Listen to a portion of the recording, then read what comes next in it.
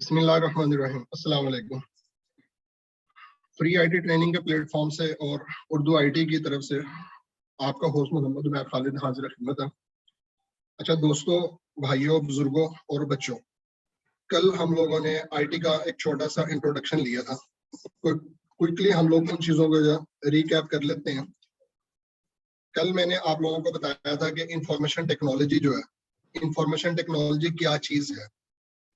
तो information technology को अगर मैं आपको आसान अल्फाज में समझाऊं तो इसको आप इस तरह से अंडरस्टैंड कर सकते हो कि टेक्नोलॉजी को यूज करते हुए इंफॉर्मेशन को इस तरीके से डिलीवर किया जाए कि कोई भी सुनने वाला उसके ऊपर कोई डिसीजन ले ले।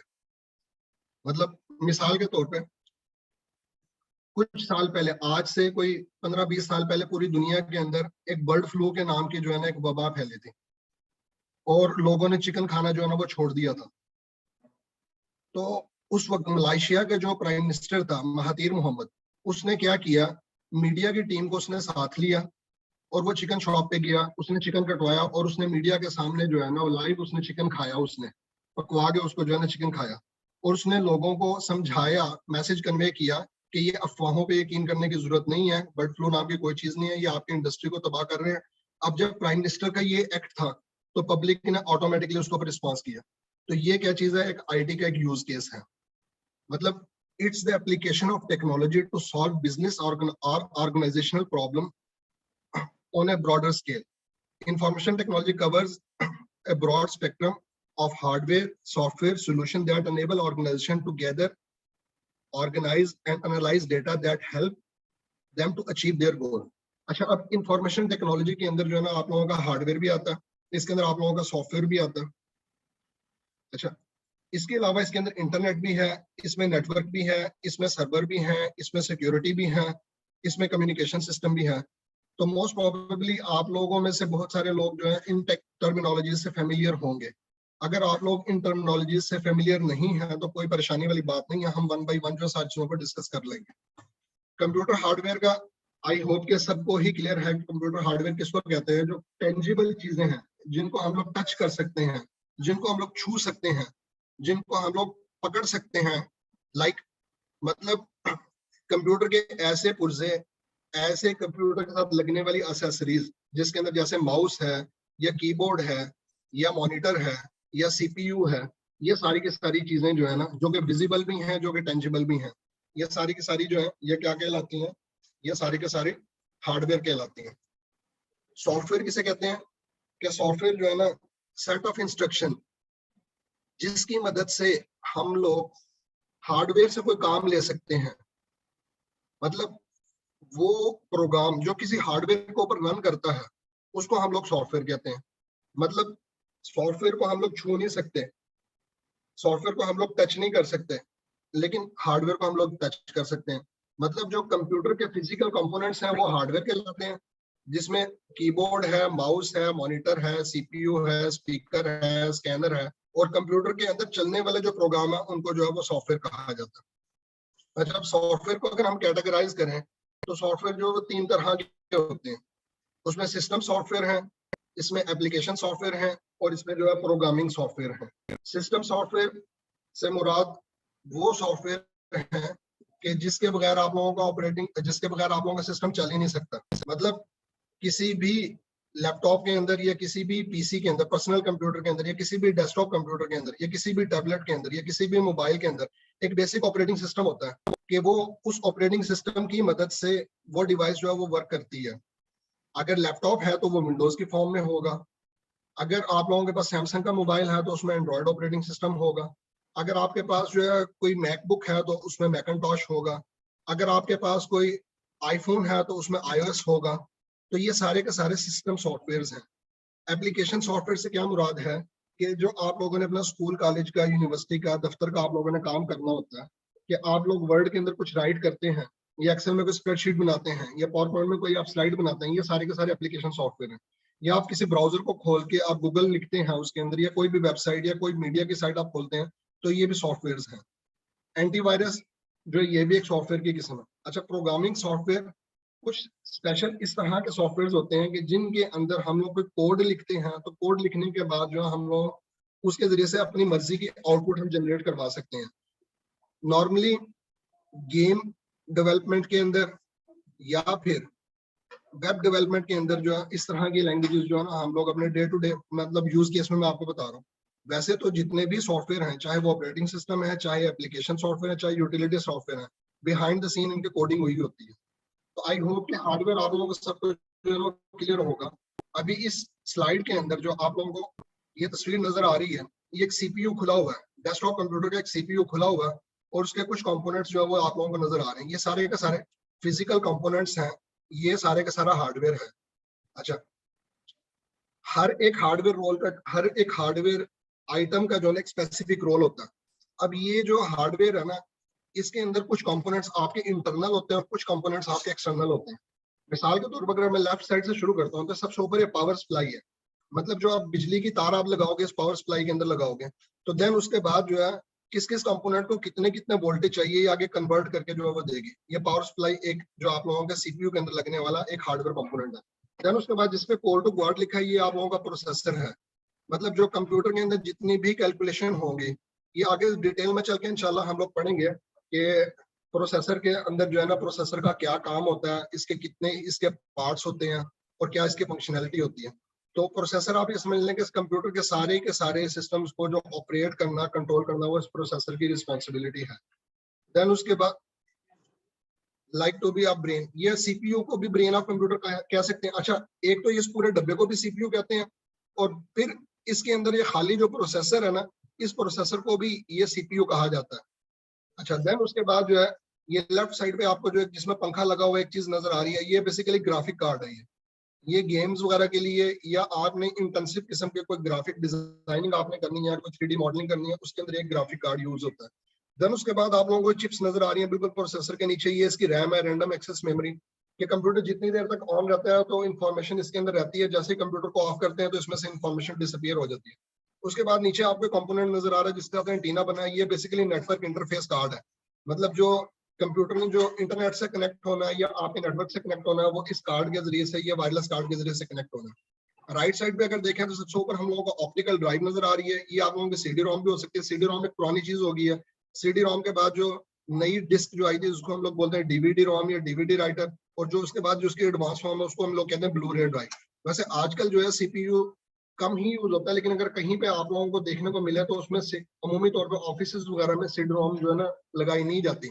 लेकिन जिन लोगों का वास्ता ग्राफिक डिजाइनिंग से या जिन लोगों का वास्ता मल्टीमीडिया डिजाइनिंग से या वेब डिजाइनिंग से या प्रिंट मीडिया से है, या तो उन लोगों को जो है ना इसकी सीडी रोम की जरूरत पड़ती है कि सीडी रोम के जरिए से उन लोगों को अपने कस्टमर को जो है ना वो सीडी राइट करके देनी पड़ती है। या मिसाल के तौर पे आप किसी भी हॉस्पिटल में जाते हो तो हॉस्पिटल में डॉक्टर जो है जब आप लोगों का अल्ट्रासाउंड करता है या सीटी स्कैन करता है तो उसके बाद जो उसके इमेजेस हैं या जो कोई भी उसने प्रोसीजर किया है, चाहे उसने कोई इको की है, चाहे उसने कोई एंडोस्कोपी की है, तो वो उसकी वीडियो आपको रिकॉर्ड करके सीडी पे दे देता है। तो हॉस्पिटल्स के अंदर इसके जो है ना सीडी रोम का, डीवीडी रोम का या ब्लू रे ड्राइव का भी यूज हो रहा है। देन उसके बाद नीचे आप लोगों को ये ड्राइव नजर आ रही है राइट साइड पे जिसमें एक सर्कल बना, ये ब्लैक सी डिवाइस ये आप लोगों के हार्ड डिस्क है।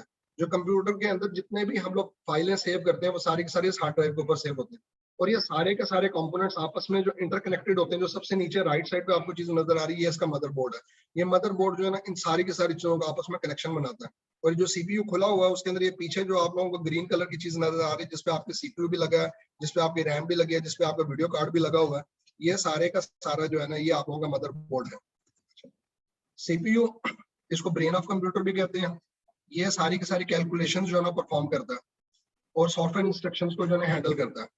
मदरबोर्ड जो ना मेन सर्किट होता है कंप्यूटर का और सारे कंपोनेंट्स को आपस में इंटरकनेक्ट करता है। मेमोरी जो है आपकी रैंडम एक्सेस मेमोरी भी बोलते हैं इसको, खाली मेमोरी भी कहते हैं। इसके अंदर टेम्परेरी इंफॉर्मेशन स्टोर होती है। ग्राफिक कार्ड जो है ये आप लोगों का ग्राफिक्स जो है आप लोगों को डिस्प्ले करता है।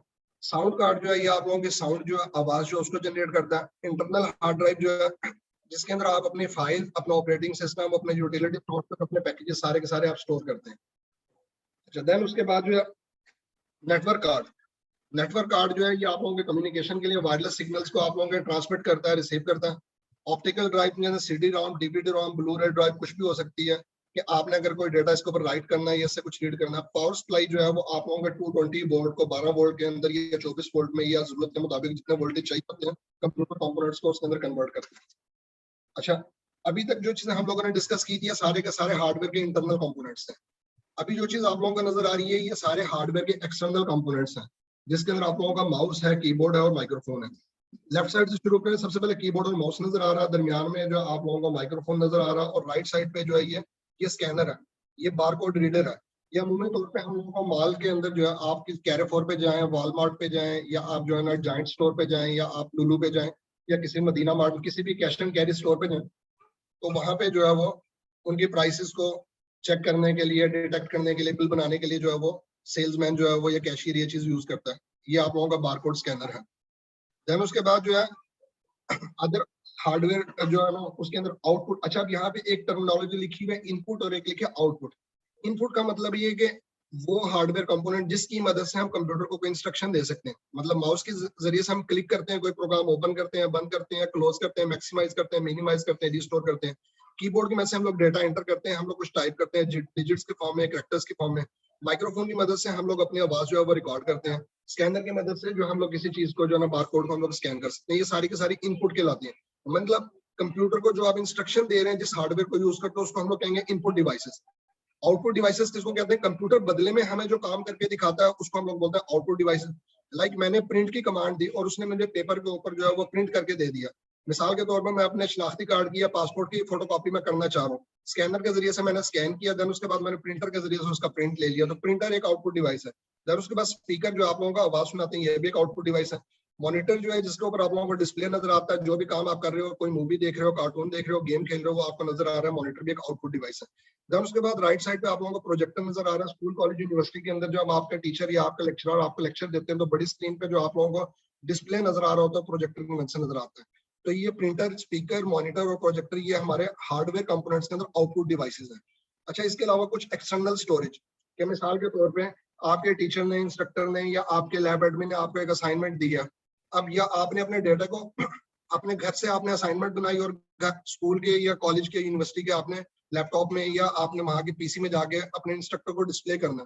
तो उस काम को आप कैसे कैरी करोगे? उसके लिए या तो आप लोग फ्लैश ड्राइव यूज करोगे, या फिर आप उसके लिए passport drive, external hard drive use करोगे, या फिर आप उसके लिए एक्सटर्नल ऑप्टिकल ड्राइव यूज करोगे, या फिर उसके बाद जो है ना आप ये कार्ड, इसके अलावा आप कार्ड रीडर यूज कर सकते हो। और ये कार्ड रीडर के अंदर आप लोगों का छोटा सा कार्ड डलता है जो कि आपके मोबाइल के अंदर या फिर आप लोगों के टैबलेट वगैरह में भी आप लोगों के ऑपरेट हो सकता है। तो ये सबसे नीचे वाली लाइन में जो है ना एक्सटर्नल स्टोरेज की जो उन्होंने कुछ एग्जांपल्स दी हुई।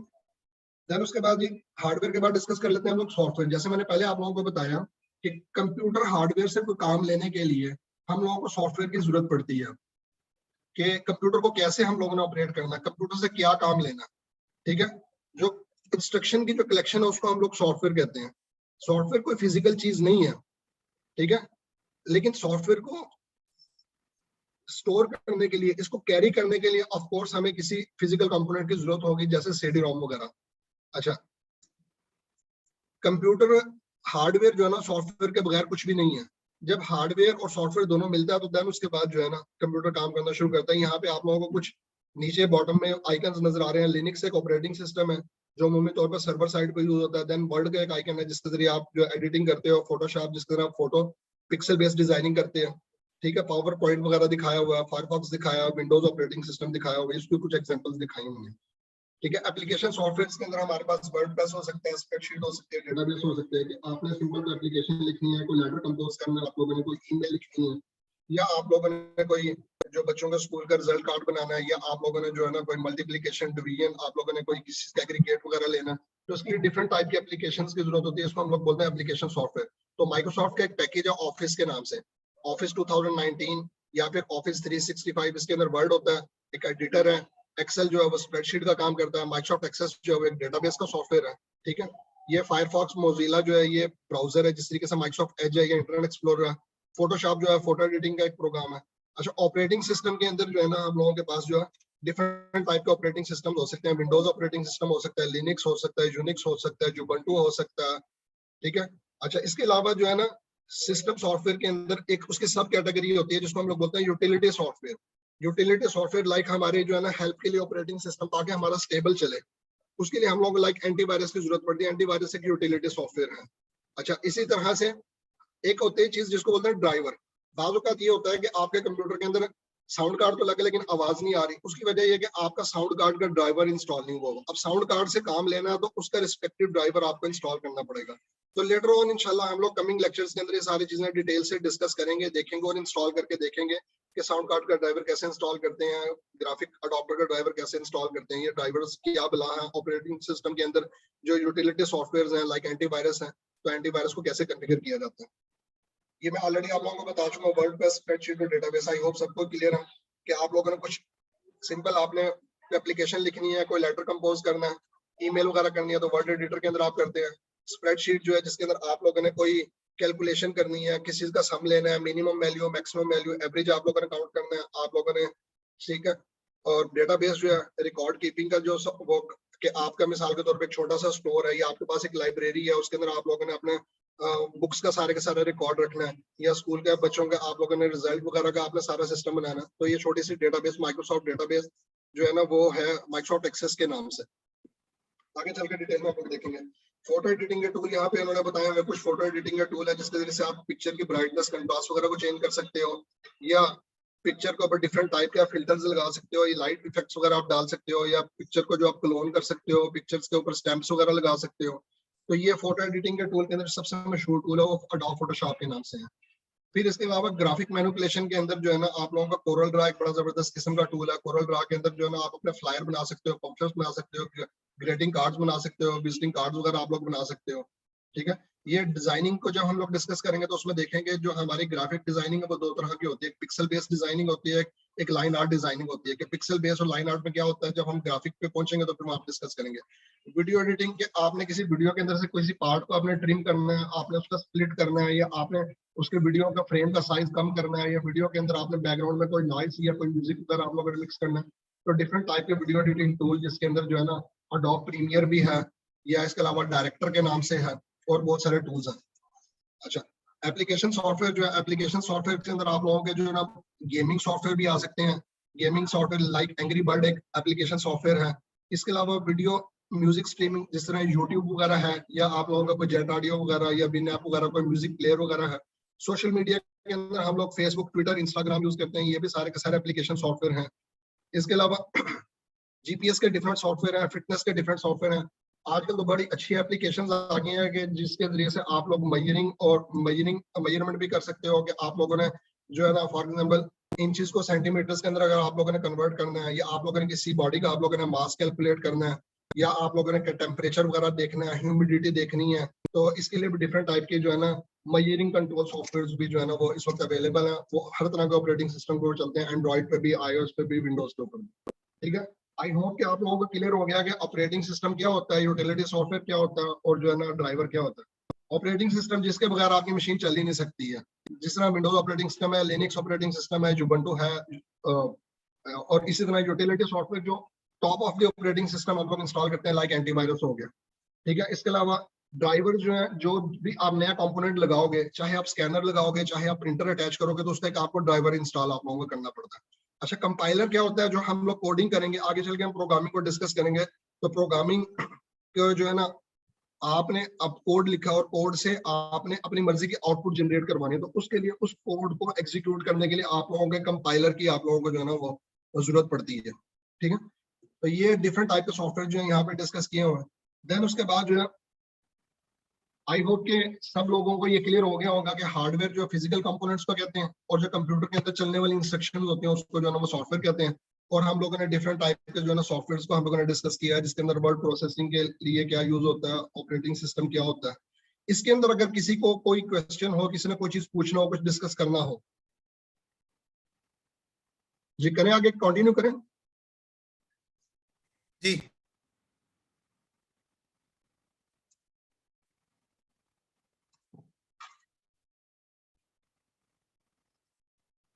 अच्छा, हम लोग डिस्कस कर रहे हैं आईटी को, और आज का जो हमारा पहला लेक्चर है उसके अंदर हम लोग आईटी की बेसिक्स को जो है ना सारा कवर करने की कोशिश कर रहे हैं। इंफॉर्मेशन टेक्नोलॉजी जो है ना एक बड़ी ब्रॉडर किस्म की टर्मिनोलॉजी है। प्रीवियसली उसको हम लोग कंप्यूटर साइंस कहते थे, लेकिन आज के दौर में अब इसका नाम चेंज हो गया। पहले उसको कंप्यूटर साइंस कहते थे, फिर बाद में कंप्यूटर साइंस आईसीटी बना, और आजकल इसको आईसीटी की बजाय जो है ना आईटी कहते हैं। तो बाहर के अगर कोई आईसीटी बोले या आईटी बोले, दोनों का मतलब एक ही है। ICT stands for information and computing technology, IT stands for information technology. मतलब आईसीटी की शॉर्ट फॉर्म जो है वो आप लोगों की आईटी है। आईटी के अंदर आप लोगों के सर्वर भी आते हैं, आईटी के अंदर आपके इंटरनेट भी आता है, आईटी के अंदर आपके नेटवर्क भी आता है, आईटी के अंदर आपके एप्लीकेशंस भी आती हैं, आईटी के अंदर आपके सॉफ्टवेयर भी आते हैं, आईटी के अंदर आपकी सिक्योरिटी भी आती है, आईटी के अंदर आपके डेटाबेस भी आती है, आईटी के अंदर आपके हार्डवेयर भी आते हैं। ठीक है, ये सारी चीजों का मजमुआ जो है ना कि communication, hardware, software, server, client, security, support, network, application, ये सारा मिलके जो है ना आईटी जो है ना उसका इंफ्रास्ट्रक्चर बनाते हैं। अच्छा, हम लोग जो कोर्स कर रहे हैं ये, जो इस कोर्स को हम लोगों ने टाइटल दिया पीएनसी, प्रैक्टिकल नेटवर्किंग कोर्स, जिसके अंदर हम लोगों का फोकस ये होगा कि हम लोग जो है सिस्टम एडमिनिस्ट्रेशन को भी देखेंगे, हम बेसिक नेटवर्किंग को भी देखेंगे, हम लेवल 1 लेवल 2 ट्रबल शूटिंग को भी हम लोग देखेंगे। तो मैं कल मैंने आप लोगों को बड़ी डिटेल से बताया था कि जैसे एक शख्स जो है वो एमबीबीएस करता है, डॉक्टर बनता है, डॉक्टर बनने के बाद वो अपनी डोमेन डिसाइड करता है कि मैंने किस साइड पे जाना है, मैंने आई स्पेशलिस्ट बनना है, मैंने कार्डियोलॉजिस्ट बनना है, मैंने ईएनटी बनना है या अल्ट्रासाउंड स्पेशलिस्ट बनना है, मैंने क्या बनना है, कि इंटरनल मेडिसिन का डॉक्टर बनना है या हार्ट डिजीज का डॉक्टर बनना है या मैंने ब्रेन सर्जन बनना है, दिमाग का इलाज करना है, किसी का इलाज करना है। अभी कंप्यूटर साइंस के अंदर जब बच्चे बच्चियां हमारे डिग्री कर लेते हैं तो उनके लिए क्वेश्चन होता है कि अब उन्होंने जाना किस फील्ड में है। तो ये कल हम लोगों ने बड़ी डिटेल के साथ कंप्यूटर के डिफरेंट डोमेन्स को, डिफरेंट फील्ड्स को हम लोगों ने डिस्कस किया था। आज मैं क्विकली आप लोगों को रिवाइज कर देता हूँ। जिसके सबसे पहली फील्ड जो है ना वो कंप्यूटर की कंप्यूटर नेटवर्किंग। अब नेटवर्किंग जो है ना इसके अंदर इसके सब कैटेगरीज जो है ना दो बेसिक कैटेगरीज हैं। एक को बोलते हैं लैन, लोकल एरिया नेटवर्क, और एक को बोलते हैं वैन, वाइड एरिया नेटवर्क। अच्छा, कंप्यूटर नेटवर्किंग का मतलब क्या है? कंप्यूटर नेटवर्किंग का मतलब यह है कि आप कंप्यूटर डिवाइसेस को इस तरीके से आपस में जोड़ दें कि वो आपस में डेटा का एक्सचेंज करें। अच्छा, मुझे एक बात बताएं कि मेरे पास दो कंप्यूटर हैं, एक मेरे पास पीसी है पर्सनल कंप्यूटर और एक मेरे पास लैपटॉप है। दोनों को मैं पकड़ के रस्सी से बांध देता हूँ, क्या उनकी नेटवर्किंग हो जाएगी? अगर मैं रस्सी से दोनों कंप्यूटर्स को बांध देता हूँ आपस में तो क्या इनकी नेटवर्किंग हो जाएगी? नहीं। क्यों नहीं होगी? हालांकि अभी यहाँ पे जो स्टेटमेंट लिखी हुई है, computer networking refers to interconnected computing devices that can exchange data and share resources with each other.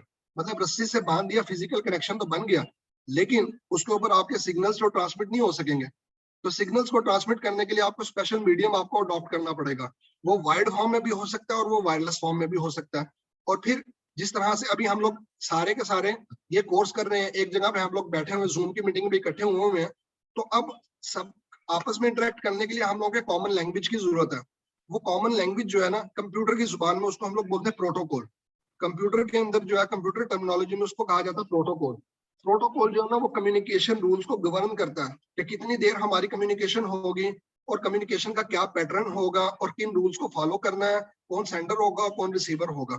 जिस तरह से यहाँ पे बातचीत करने के लिए मेरा नाम उमैर है, एक बंदे का नाम साद है, एक का नाम जुबैर है, तो मैं किसी को मुखातिब करना चाह रहा हूँ, मैं उसका नाम लेकर उसको बुला रहा हूँ। तो हर बंदे की अपनी अपनी एक आइडेंटिटी है। सिमिलरली हमारे कंप्यूटर नेटवर्किंग के अंदर हर डिवाइस की अपनी एक आइडेंटिटी होती है। ये होस्ट नेम की फॉर्म में भी हो सकती है या आईपी एड्रेस की फॉर्म में भी हो सकती है। इंशाल्लाह आगे चल के डिटेल से हम लोग इस चीज को पढ़ेंगे। कंप्यूटर नेटवर्किंग की फील्ड के अंदर हम लोग एक ऐसे प्रोसीजर को सीखते हैं कि डिवाइसेस को आपस में किस तरह से इंटरकनेक्ट कराया जाए, वायर्ड फॉर्म में या वायरलेस फॉर्म में, कि वो डेटा का एक्सचेंज कर सकें। ठीक है, और कंप्यूटर नेटवर्क बनाने के लिए सबसे बेसिक चीज जो है ना वो आपकी कम्युनिकेशन टेक्नोलॉजी है। ठीक है, वो वायर्ड भी हो सकती है और वो आपके वायरलेस भी हो सकती है। लेटर ऑन इंशाल्लाह हम लोग डिस्कस करेंगे कि इसके अंदर जो हम लोग वायर्ड फॉर्म में जो केबल यूज करेंगे वो एसटीपी केबल यूज करेंगे, shielded twisted pair cable use करेंगे, या UTP unshielded twisted pair cable use करेंगे, या फाइबर ऑप्टिक यूज करेंगे, या कोएक्सियल केबल यूज करेंगे, कौन सी केबल यूज करेंगे, या हम केबल यूज ही नहीं करेंगे बल्कि हम लोग wireless network, local area network अपना बनाएंगे वायरलेस टेक्नोलॉजी को यूज करते हुए, वायरलेस मॉडेम को यूज करते हुए। ठीक है, इंटरनेट जो है ना ये आप लोगों के नेटवर्क की एक बेहतरीन एग्जांपल है। पूरी दुनिया के अंदर लोग जो आपस में कम्युनिकेट कर रहे हैं, पूरी दुनिया के अंदर जो है ना लोगों का एक नेट जो है डिवाइसेस का एक नेटवर्क बना हुआ है, इसको हम लोग बोलते हैं इंटरनेट। और इंटरनेट जो है ना वाइड एरिया नेटवर्क की एक बेहतरीन एग्जांपल है। लोकल एरिया नेटवर्क किसी एक कैंपस के अंदर, किसी एक बिल्डिंग के अंदर, किसी एक लिमिटेड लोकेशन पे हो सकता है। वाइड एरिया नेटवर्क जो है वो स्प्रेड हो सकता है across the city, across the countries, across the states. अच्छा, दूसरी चीज जो हम लोगों ने कल डिस्कस की थी बड़ी डिटेल के साथ, वो कंप्यूटर प्रोग्रामिंग है। कि प्रोग्रामिंग की फील्ड के अंदर जो है ना आप एप्लीकेशन डेवलपमेंट सीखते हो, चाहे गेमिंग एप्लीकेशन बनानी है, चाहे कोई वेब एप्लीकेशन बनानी है, चाहे कोई यूटिलिटी सॉफ्टवेयर बनाना है, चाहे कोई सॉफ्टवेयर ऑपरेटिंग सिस्टम सॉफ्टवेयर बनाना है, या आप लोगों ने किसी किस्म का कोई ग्राफिक का पैकेज बनाना है, या आप लोगों ने कोई वर्ड प्रोसेसिंग का पैकेज बनाना है, तो जितनी एप्लीकेशंस बनी हुई है ना ऑलरेडी, वर्ड है, एक्सेल है, पावर पॉइंट है, कोई ब्राउजर है, इन सब के बिहाइंड द सीन इनकी कोडिंग हुई भी है। अब वो जो कोडिंग हुई होती है वो सी लैंग्वेज में हो सकती है, सी प्लस प्लस में हो सकती है, सी शार्प में हो सकती है, पीएचपी में हो सकती है, एसक्यूएल में हो सकती है, पाइथन में हो सकती है, जावा में हो सकती है, एचटीएमएल में हो सकती है, जावा स्क्रिप्टिंग में हो सकती है। तो कोड को यूज करते हुए हम कोई कंप्यूटर एप्लीकेशन बनाते हैं, कंप्यूटर प्रोग्राम लिखते हैं, तो ये फील्ड जो है कंप्यूटर की वो कहलाती है प्रोग्रामिंग। पहली फील्ड मैंने डिस्कस किया आप लोगों से नेटवर्किंग की। दूसरी जो मेजर फील्ड है कंप्यूटर के अंदर, जिसको हम लोग ऐप डेवलपमेंट फील्ड कहते हैं, वो प्रोग्रामिंग की फील्ड है। और प्रोग्रामिंग की फील्ड के अंदर जो है डिफरेंट लैंग्वेजेस के साथ जो है ना आप लोगों को कोड आपको लिखना पड़ता है, और फिर किसी कंपाइलर के जरिए आप कंपाइल करते हो और आपकी डिजायर्ड आउटपुट आपको मिलती है, और आप वो एप्लीकेशन सॉफ्टवेयर आप बना सकते हो। मतलब एक ये कंप्यूटर की एक बड़ी इंडस्ट्री है और बड़ी हाईली पेड जॉब, और इसकी भी बहुत जो है ना डिमांड है। तीसरी फील्ड जो है वो डेटाबेस मैनेजमेंट सिस्टम के जो रिकॉर्ड कीपिंग का काम है, कि आप लोग जो है ना, चाहे स्कूल का एक रिकॉर्ड आपने रखना है, चाहे हॉस्पिटल का रिकॉर्ड रखना है, चाहे किसी स्टोर का रिकॉर्ड रखना है कि कितना माल पड़ा हुआ है, कितना वेयर हाउस के अंदर, कितना शेल्फों में, ये सारे का सारा डेटाबेस मैनेजमेंट सिस्टम है। पाकिस्तान के अंदर नादरा के नाम से एक इदारा है जो सारे सिटीजन के जो है ना आइडेंटिटीज को जिसने सेंट्रलाइज किया हुआ है। हमारे सारे पासपोर्ट की डिटेल, हमारे जो है नाइकॉप्स की डिटेल, हमारे बर्थ सर्टिफिकेट्स की डिटेल, मैरिज सर्टिफिकेट्स की डिटेल वो नादरा वालों के पास है। अच्छा, रिकॉर्ड कीपिंग के लिए जो हम लोग सॉफ्टवेयर यूज करते हैं, इसके अंदर ओरेकल कंपनी जो है वो सबसे फेमस है। इसके अलावा माई एसक्यूएल है, या माइक्रोसॉफ्ट एसक्यूएल सर्वर है, या लिमिटेड पैमाने पे छोटे लेवल पे अगर आप लोगों ने करना हो तो आप माइक्रोसॉफ्ट एक्सेस के अंदर भी ये डेटाबेस बना सकते हैं। अच्छा, डेटाबेस की ही एक एनहांस फॉर्म जो है, डेटाबेस से जो नेक्स्ट, अच्छा, प्रोग्रामिंग एक सेपरेट फील्ड है, नेटवर्किंग एक सेपरेट फील्ड है, डेटाबेस जो एक सेपरेट फील्ड है। अब डेटाबेस के जो एडवांस वर्जन आप कह लें, तो डेटाबेस से जो नेक्स्ट लेवल है उसको हम लोग बोलते हैं ERP. ERP stands for enterprise resource planning. Enterprise resource planning के अंदर कि किसी भी ऑर्गेनाइजेशन का पूरा बिजनेस मॉडल जो है ना, बिजनेस की एक्टिविटीज को डिस्कस किया जाता है। उसका सारा अकाउंटिंग सिस्टम होता है, उसका प्रोक्योरमेंट सिस्टम होता है, उसका सप्लाई चेन का सिस्टम होता है, उसका रिस्क मैनेजमेंट सिस्टम होता है। ये सारे का सारा जो है ना, ये कहलाता है एंटरप्राइज रिसोर्स प्लानिंग। इसके अंदर जो बड़े चैंपियन है आईटी इंडस्ट्री के अंदर, ओरेकल है, एसएपी है, माइक्रोसॉफ्ट डायनामिक्स है। अच्छा, अब जो मतलब डेटाबेस एक फाउंडेशन है, डेटाबेस के बाद नेक्स्ट लेवल जो है वो है आप लोगों का ईआरपी। अब ईआरपी से जो नेक्स्ट लेवल है उसको हम लोग बोलते हैं डेटा साइंस। आजकल जो है ना, मतलब ये स्पेशल एक फील्ड बन गई है, आईटी की एक स्पेशल कैटेगरी बन गई है जिसमें लोग स्पेशलाइजेशन कर रहे हैं, पीएचडी कर रहे हैं, और डेटा साइंटिस्ट की जो है ना बहुत सारी जॉब जनरेट हो रही है। कि डेटा जो है हमारे पास इस वक्त बेतहाशा मौजूद है, ऑडियो के फॉर्म में है, वीडियो के फॉर्म में है, व्यूज के फॉर्म के अंदर है, हमारे पास इमेजेस के फॉर्म के अंदर है, टेक्स्ट के फॉर्म के अंदर है। अब उस डेटा जो रॉ डेटा है उसके अंदर से यूजफुल इंफॉर्मेशन को जनरेट करना, अपने मतलब की इंफॉर्मेशन को रिट्रीव करना, उसके ऊपर डिफरेंट टाइप की क्यूरीज को रन करना, उसके ऊपर जो है किसी को एनालिसिस करके उसके बाद जो है ना प्रिसाइज इंफॉर्मेशन को गैदर करना, कैप्चर करना, ये चीज जो है ना ये कहलाती है डेटा साइंस। देन देन उसके बाद, अच्छा, इसके अंदर फिर और बहुत सारी सब डोमेन्स हैं जिसके अंदर डेटा वेयर हाउसिंग भी है, डेटा माइनिंग भी है। इंशाल्लाह जब डेटाबेस में हम लोग पहुंचेंगे तो फिर ये चीजें इंशाल्लाह हम लोग डिस्कस करेंगे। अच्छा, देन उसके बाद एक और कंप्यूटर की फील्ड है ग्राफिक डिजाइनिंग। ग्राफिक डिजाइनिंग क्या होती है? ग्राफिक डिजाइनिंग जो है ना कंपैरेटिवली कंप्यूटर की एक आसान डोमेन है। मतलब ये कोई भी बंदा सीख सकता है आसानी से। कोई इसके लिए जरूरी नहीं है कि उसने आईटी के अंदर, कंप्यूटर साइंस के अंदर कोई डिग्री की हो। पहले उसने सिंपल मैट्रिक किया हुआ है, उसको इंग्लिश पढ़नी आती है, कंप्यूटर ऑपरेट करना आता है, वो ग्राफिक डिजाइनिंग के टूल्स को आसानी से सीख सकता है। इसके अंदर क्या किया जाता है? इमेजेस के साथ प्ले किया जाता है, इमेजेस को एडिट किया जाता है। इसके अंदर जो है ना दो तरह की हम लोग डिजाइनिंग टूल्स के ऊपर काम करते हैं। पिक्सल बेस्ड डिजाइनिंग टूल्स के ऊपर काम करते हैं लाइक अडोब फोटोशॉप, या फिर हम लोग जो है ना वेक्टर बेस्ड डिजाइनिंग टूल्स के ऊपर काम करते हैं लाइक अडोब इलस्ट्रेटर या कोरल ड्रा, या फिर जूलिएट सीरीज जो है ना, Juliet photo impact, photo express वगैरह। इसके अंदर आप लोग फ्लायर्स बना सकते हैं, इसके अंदर आप लोग पोस्टर्स बना सकते हैं, इसके अंदर आप लोग पम्फलेट बना सकते हैं, इसके अंदर आप लोग बैजेस बना सकते हैं, इसके अंदर आप लोग ग्रेटिंग कार्ड्स बना सकते हैं, इसके अंदर आप लोग विजिटिंग कार्ड्स बना सकते हैं। मतलब बहुत सारा, किसी भी फर्म ने अपनी एडवर्टीजमेंट करवानी है ना, चाहे उन्होंने कोई फ्लायर तकसीम करवाने हैं, चाहे उन्होंने कोई स्टिकर बनवाने हैं, चाहे इलेक्शन हो रहे हैं वहां पे पोस्टर छपवाने हैं, जितने उम्मीदवार हैं, तो इसके लिए ग्राफिक डिजाइनर से वो रब्ता करते हैं, और फिर ग्राफिक डिजाइनर को वो अपना इमेज देकर और अपनी मर्जी का टेक्स्ट वगैरह लिखवा के, उसने, ग्राफिक डिजाइनर का काम क्या होता है कि उसने इमेज को और उसने उस विजुअल को बहुत ज्यादा अट्रैक्टिव बनाना, और उसको कि लोग जो है ना उसके ऊपर फैसिनेट हो।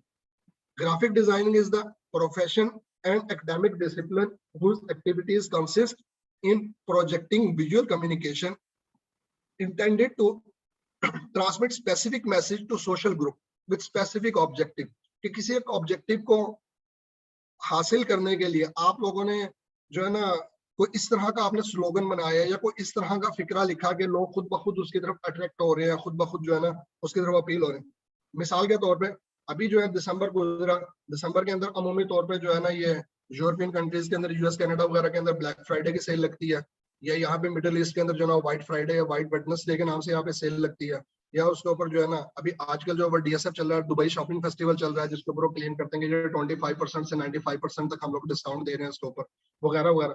तो अपने कस्टमर्स को अट्रैक्ट करने के लिए उसको आप अपने फ्लायर को, पोस्टर को, बैज को, स्टिकर को इस तरीके से आप डिजाइन करो कि खामखा लोग उसकी तरफ खींचे, या इमेज को इस तरीके से मैनिपुलेट करो कि लोग उसकी तरफ अट्रैक्ट हो। ये फील्ड, ये आर्ट जो है ना, ये महारत कहलाती है ग्राफिक डिजाइनिंग।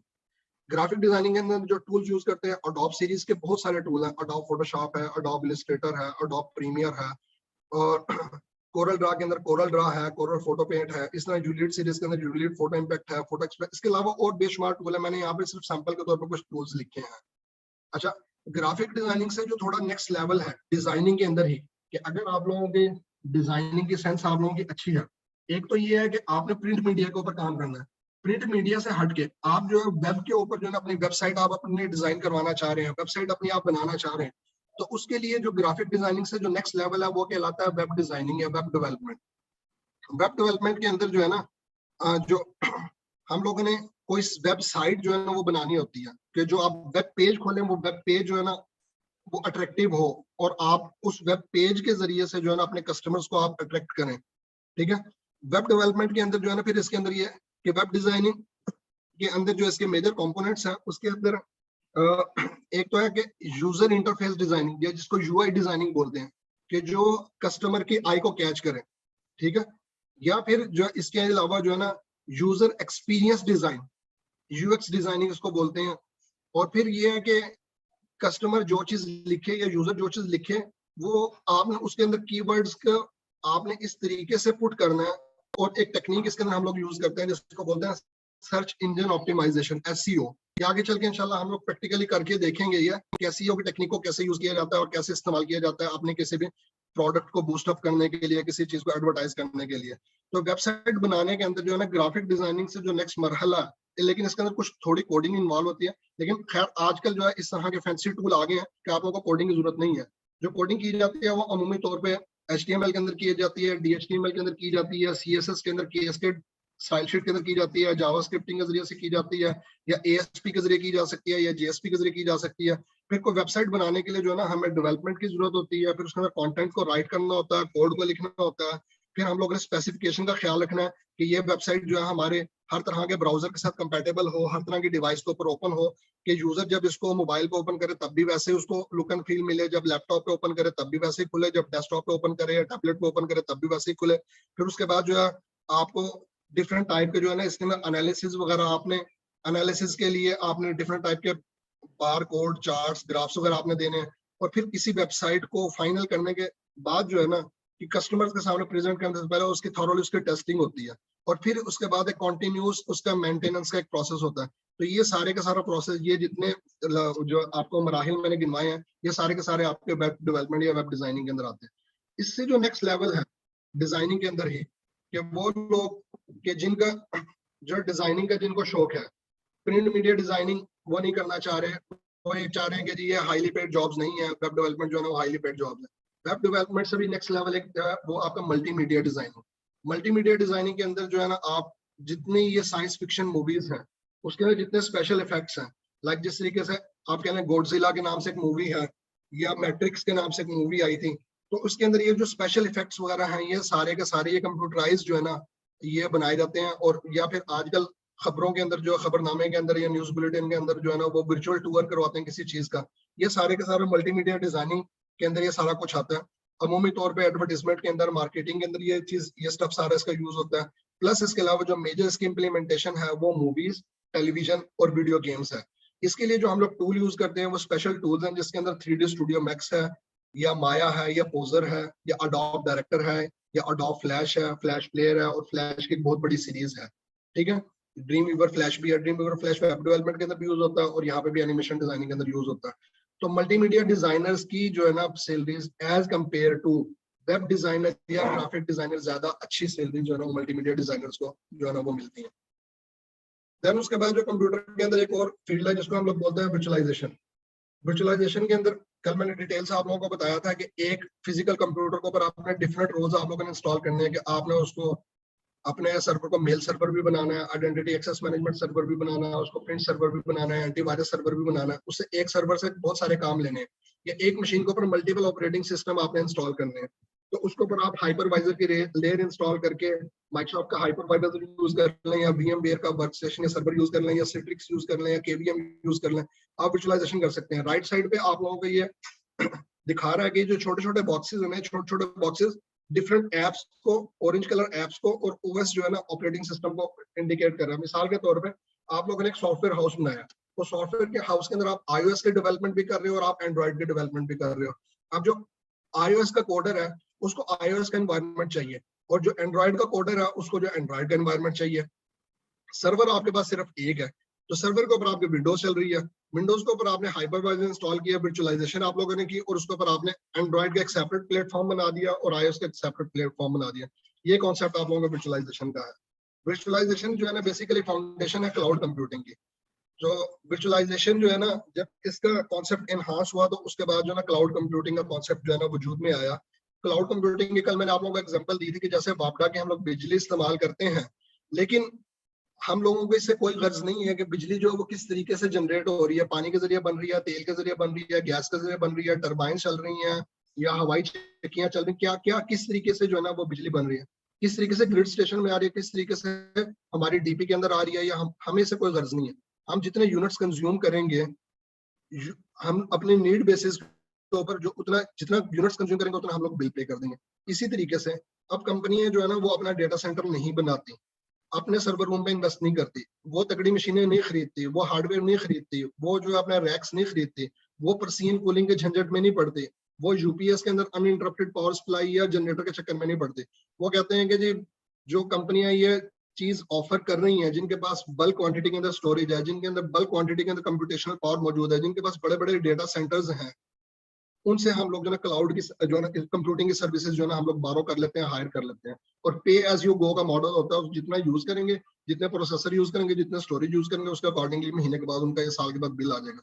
फिर क्लाउड्स के अंदर जो है ना क्लाउड की 3 किस्में होती हैं, जिसका पब्लिक क्लाउड होता है, प्राइवेट क्लाउड होता है, हाइब्रिड क्लाउड होता है। पब्लिक क्लाउड जो है आपने किसी कंपनी से लिया होगा आपने क्लाउड, मिसाल के तौर पे Amazon AWS हो गया, माइक्रोसॉफ्ट अजूर हो गया, गूगल क्लाउड हो गया, ओरेकल क्लाउड हो गया, VMware क्लाउड हो गया।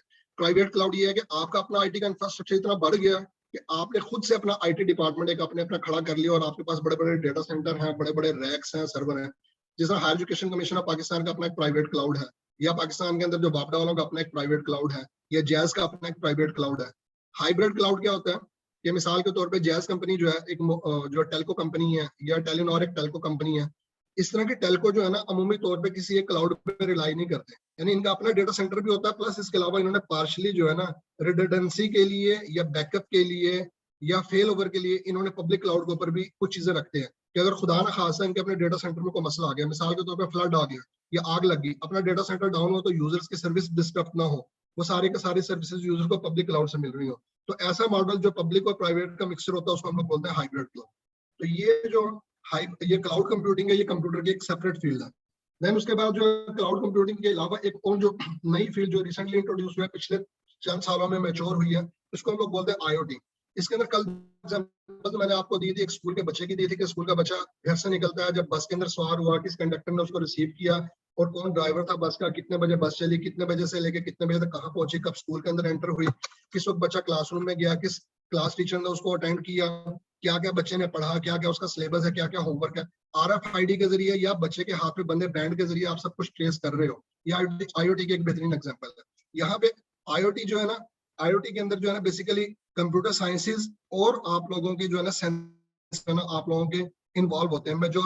मेजर इसका जो कंपोनेंट है ना वो कंप्यूटर साइंस के अलावा वो आप लोगों के सेंसर्स हैं और कुछ स्पेशलाइज्ड किस्म के जो है ना सॉफ्टवेयर आप लोगों के यूज होते हैं, ठीक है। और वो AI की टेक्निक को यूज करते हैं, आर्टिफिशियल इंटेलिजेंस की टेक्निक को यूज करते काम करते हैं। मिसाल के तौर पर यहाँ पे इन्होंने एक स्मार्ट टॉयलेट की एग्जांपल दी हुई है कि स्मार्ट टॉयलेट जो है ना सीट के ऊपर जब पेशेंट या बंदा कोई बैठेगा तो बैठने के बाद जो है ना वो खुद ब खुद उसका डिटेक्ट कर लेगा कि इसका ब्लड प्रेशर कितना है, इसका वेट कितना है, इसका ऑक्सीजन का लेवल क्या है। तो ये एक यूज केस है आप लोगों का आईओटी का। ठीक है, आईओटी के बाद जो है नेक्स्ट एक और फील्ड जो है कंप्यूटर की एक डोमेन है आर्टिफिशियल इंटेलिजेंस है। आर्टिफिशियल इंटेलिजेंस से जो है ना कॉग्निटिव्स के ऊपर और आप लोगों के कह लेंगे जी ह्यूमन बिहेवियर के ऊपर और जो कह लेंगे जी जो एक्शन मोस्टली परफॉर्म किए जाते हैं उनकी बेसिस के ऊपर जो है ना काम करता है। कंप्यूटर साइंस की एक स्पेशल फील्ड है, रिसेंटली जो है ना ये चीज मैच्योर हुई है। इसके अंदर जो है ना मशीन्स को इस तरीके से डेमोन्स्ट्रेट किया जाता है कि वो जिस तरह नेचुरल इंटेलिजेंस होती है ना बिल्कुल इसी तरीके से, चाहे वो इंसानों की है चाहे वो जानवरों की है, इसी पैटर्न को यूज करते हुए जो है ना मशीनों से हम लोग जो है ना वो काम लेते हैं। वो पैटर्न्स को रिकॉग्नाइज करते हैं कि किस चीज की जो है ना क्यूरी ज्यादा आ रही है, किस चीज के बारे में ज्यादा सर्च किया जा रहा है। और इसकी जो बेहतरीन एग्जांपल है वो गूगल के अंदर जो है ना, वो गूगल के हम लोग अपने मोबाइल पे जब बोलते हैं हाय गूगल, और उसके बाद जो गूगल जो है ना वो आपको आगे से रिस्पॉन्ड करता है। तो ये जो है ना आर्टिफिशियल इंटेलिजेंस की एग्जांपल है। अगर आप लोगों में से किसी के पास इस वक्त जो है कोई सैमसंग की डिवाइस है, आप उस पर कहते हैं हाय गूगल, तो वो आपके डिवाइस के ऊपर अगर आपने कॉन्फ़िगर किया तो वो, या इसी तरीके से सिरी जो है वो आप लोगों के आईओएस डिवाइसेस के अंदर है, या अलेक्सा वगैरह है, या इसके अलावा आज के जो ऑटोमेटेड कार्स हैं, जो ड्राइवरलेस कार हैं, टेस्ला वगैरह जो है, तो वो खुद ब खुद जो है ना वो सेंसर्स की बेस के ऊपर सेंस करते हुए और जो पैटर्न्स को रिकॉग्नाइज करते हुए जो है ना वो डिसीजन लेते हैं। तो ये कॉन्सेप्ट जो है ना आप लोगों का आर्टिफिशियल इंटेलिजेंस का है। तो ये एक सेपरेट डोमेन है और ये इसकी भी बहुत ज्यादा जो है वो डिमांड है, लेकिन कंपैरेटिवली ये मुश्किल मुश्किल फील्ड समझी जाती है। देन उसके बाद जो एक और एडवांस डोमेन है कंप्यूटर की वो रोबोटिक्स की है, कि जिस तरीके से इंसान काम करते हैं इंसानों के बजाय जो आप ये काम जो है ना वो रोबोट से करवा लें। इंडस्ट्री के अंदर बहुत ज्यादा काम जो है ना रोबोट से लिया जा रहा है। लाइक मैं जिस तरह पहले जिस जगह पे काम करता सुहार एल्यूमिनियम में, वहां पे 24/7 हमारा प्लांट चला करता था और वो एल्यूमिनियम दिन रात बन रहा था। वो सारे के सारे वहां पे रोबोट्स जो है वो काम कर रहे थे। इसके अलावा आजकल आप लोगों को एयरपोर्ट पे आप लोगों को जो है ना कुछ ऐसी कियोस्क मशीनें वगैरह आप लोगों को मिलेंगी, या आप किसी जगह पे किसी फेस्टिवल के अंदर जाते हैं, किसी एक्सपो में जाते हैं, तो वहां पे रोबोट्स आपको मिलेंगे आपके असिस्टेंस के लिए। वो पूछेंगे आप कहाँ जाना चाह रहे हैं, आपका टारगेट डेस्टिनेशन क्या है, मैं आई हेल्प यू। आप उससे जो है ना कोई हेल्प ले सकते हैं, फ्लाइट स्केड्यूल वगैरह उससे मालूम कर सकते हैं, या किसी पर्टिकुलर डेस्टिनेशन के बारे में उससे पूछ सकते हैं। तो ये रोबोटिक्स जो है ना ये भी हाईली डिपेंडेंट होती है आप लोगों के आईटी के ऊपर। अच्छा, और फिर सबसे इंपॉर्टेंट चीज कि आप आईटी की जितनी भी डोमेन्स हम लोगों ने अब तक डिस्कस की हैं, ये सारे के सारे इस सब को सिक्योर करने के लिए एक स्पेशल सोफिस्टिकेटेड किस्म की जो है ना डोमेन है, जिसको बोलते हैं इंफॉर्मेशन सिक्योरिटी या इंफोसेक, जिसका काम ये होता है हर तरह के रिस्क से आप लोगों को प्रोटेक्ट करना, रिस्क को मिटिगेट करना, और आपकी इंफॉर्मेशन को आप लोगों को सिक्योर बनाना, और आपके इंफॉर्मेशन में किसी किस्म की कोई डिस्ट्रप्शन ना हो, किसी किस्म का कोई डिस्क्लोजर ना हो, किसी किस्म का कोई डिलीशन करप्शन मॉडिफिकेशन ना हो, किसी किस्म की कोई रिकॉर्डिंग ना हो, किसी किस्म की डिवेल्यूशन ना हो, कि आपकी इंफॉर्मेशन प्रिसाइज हो, सिक्योर हो। तो इसके लिए एक कंप्यूटर की एक सेपरेट फील्ड है जिसको हम लोग बोलते हैं इंफॉर्मेशन सिक्योरिटी। ठीक है, तो ये अभी तक जो चीजें हम लोगों ने डिस्कस की, आईटी के बारे में हम लोगों ने डिस्कस किया कि आईटी क्या होता है, कंप्यूटर हार्डवेयर क्या होता है, कंप्यूटर सॉफ्टवेयर क्या होता है, और कंप्यूटर की कौन कौन सी डोमेन्स हैं। और फिर उसके बाद ये कि हम लोग जो चीजें पढ़ रहे हैं, डिस्कस कर रहे हैं, इनकी इम्प्लीमेंटेशन क्या है। सबसे बड़ा यूज केस अभी एग्जांपल आप लोगों के सामने है कि हम लोग डिस्टेंस लर्निंग के ऊपर हम लोग एक कोर्स कर रहे हैं और हम लोग सीख रहे हैं। इलेक्ट्रॉनिक लर्निंग कर सकते हैं, वर्चुअल क्लासरूम में हम लोग इकट्ठे हो सकते हैं, 24/7 हम लोग लर्न कर सकते हैं। डिपेंडेंसी कोई नहीं है कि स्कूल जाने का टाइम नहीं है, आप लोगों के पास रिकॉर्डेड लेक्चर है, आप लोगों के पास लर्निंग मैनेजमेंट सिस्टम है, अपना कंटेंट डाउनलोड करें, आप अपनी असाइनमेंट आपने फिल करें। तो ये सारे का ये आईटी का एक यूज केस है। ऑनलाइन शॉपिंग कर सकते हैं घर बैठे ही आप लोग जो है ना अमेजोन से, कैरेफोर से, लुलु से, किसी भी दराज से, या आप जो है किसी भी नून वगैरह से आपको चीज जो है ना शॉपिंग कर सकते हैं, कुछ मंगवा सकते हैं आप। ऑनलाइन बैंकिंग जो है आप लोगों के जो है ना पैसे निकलवाने के लिए, पैसे ट्रांसफर करने के लिए एटीएम मशीन पर जाने की जरूरत नहीं है। Just for a single tap कि आप अपने मोबाइल ऐप के जरिए से मनी ट्रांसफर कर सकते हैं, आप किसी को सेंड कर सकते हैं, किसी किसी को कोई बिल वगैरह पे कर सकते हैं, बैंकिंग के सारे काम कर सकते हैं। सोशल मीडिया तो सोशल मीडिया चलता ही आप लोगों का आईटी के बेस के ऊपर है कि सोशल मीडिया जो है, चाहे इंस्टाग्राम है, चाहे फेसबुक है, चाहे ट्विटर है, चाहे लिंक्डइन है, चाहे आप लोगों का व्हाट्सएप है, चाहे यूट्यूब है, हाईली डिपेंडेंट आप लोगों का आईटी के ऊपर। अभी मेडिकल साइंसेज के अंदर एक बहुत बड़ी इंप्लीमेंटेशन जो है ना वो आईटी की इन्वॉल्वमेंट है, कि अब जो है ना पहले तो एक ट्रेडिशनल थर्मामीटर होता था, अब सेंसर बेस्ड थर्मामीटर है। अब जो है पहले जो है डॉक्टर जो है प्रिस्क्रिप्शन लिखा करता था, लेकिन अब जो है डॉक्टर टैबलेट के ऊपर लिखता है, या कंप्यूटर के टच स्क्रीन के अंदर जो है ना जो पेशेंट का सारा बायोडाटा जो है ना वो फिल करता है। जो आप लोगों ने बाकी इसके अलावा किसी भी किस्म का प्रोसीजर करवाना हो, चाहे वो आप लोगों की कोई एंडोस्कोपी है, चाहे कोई इकोग्राफी है, चाहे कोई कार्डियोलॉजी से रिलेटेड कोई प्रोसीजर है, एंजियोग्राफी वगैरह है, या आप लोगों के किसी किस्म का कोई सर्जरी है, या फिर कह लें कि टेली मेडिसिन का एक कॉन्सेप्ट है, या पेशेंट की आप लोगों ने काउंसलिंग करनी है, पेशेंट को आप लोगों ने मॉनिटर करना है, या आप लोगों ने कह लें अभी तो बल्कि स्मार्ट हॉस्पिटल का कॉन्सेप्ट भी आ गया कि जो डॉक्टर के बगैर जो है ना मशीनें और रोबोट्स और आर्टिफिशियल इंटेलिजेंस को यूज करते हुए पूरा का पूरा हॉस्पिटल, पूरा का पूरा जो है क्लिनिक जो है ना वो रन कर रहा है अभी। जिसमें मैंने पहले आपको बताया कि ऑप्टिकल ड्राइव के अंदर हम लोगों का मुंह तौर पे जो है ना हमारे सीटी स्कैन की या एमआरआई की या फिर अल्ट्रासाउंड की या एक्सरे की रिपोर्ट जो है ना हम लोगों को राइट करके दी जाती है कि अगर आपने किसी और कंसल्टेंट से आपने उसको सेकंड ओपिनियन लेनी है तो उसके पास आप डेटा लेके जाना चाहें। तो ये एक यूज केस है। प्लस इसके अलावा कि आप लोगों ने ऑनलाइन रिजर्वेशन करनी है, बुकिंग करनी है, चाहे किसी होटल की या चाहे किसी एयरलाइन की या चाहे किसी और जगह पे आप टूर करना चाह रहे हो, वो हम लोग आईटी के जरिए कर सकते हैं। जी यहाँ तक बताएं, यहाँ तक अगर किसी को कोई क्वेश्चन, किसी को किस चीज की समझ ना लगी हो, आई थिंक आज के लिए इतना ही काफी है। तो इंशाल्लाह कल जो इंशाल्लाह हम लोग यहीं से आगे कंटिन्यू करेंगे। जी अभी आप लोग अपने माइक ओपन कर लें और मुझे बताएं कि किसी का कोई क्वेश्चन, किसी ने कुछ पूछना, किसी ने कुछ डिस्कस करना। रिकॉर्डिंग को जो मैं स्टॉप कर रहा हूँ यहाँ पे।